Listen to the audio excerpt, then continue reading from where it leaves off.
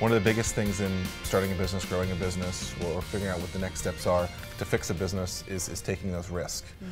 How can someone manage the risk of business and in life? I think just like with running or any other sort of thing where there's competition and stuff involved, we are afraid of the unknown. We're afraid of running further than we've ever run before. Sure. Or you know I love to run. Do you really? No, I hate it. Oh, well, I didn't always love to run, but I developed a love for running because when I tried to do it and I stopped hating it and I got into kind of the groove of it, I realized that I could do more than I thought I could if I just pushed myself a little bit further.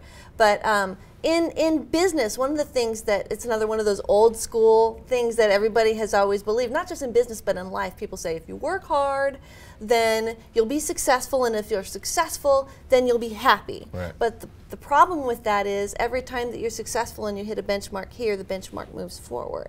And then you have to... New set of unknowns. Which means that happiness is deferred.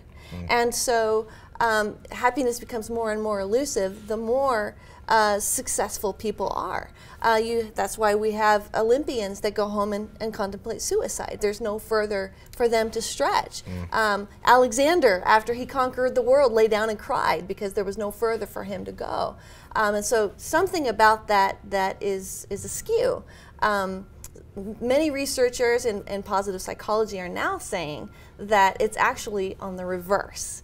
Sean Achor at Harvard said that if we can cultivate and capture happiness, then we will be thinking about risk, we will be thinking about things at failure and all these other things in a different mindset, which will set us up to be able to fail so that we can discover new things and think outside of the box. And then regardless of whether or not we currently are successful by the standards, we can still be happy. So instead of gamifying the success, right, try and gamify the happiness. Gamify the in mind. here, yeah, and win there.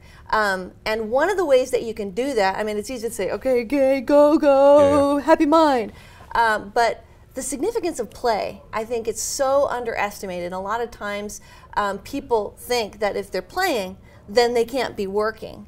But actually, statistically, people that cultivate an atmosphere of structured play or room for play, and sometimes it means play that is directly related to what they do, and sometimes so play it's like not. Playing kickball, or what do you mean by play in that kind of sense? Sometimes it can be, actually. So make life more fun and get rid of some of the seriousness. Make room for play. Make room for play. Great.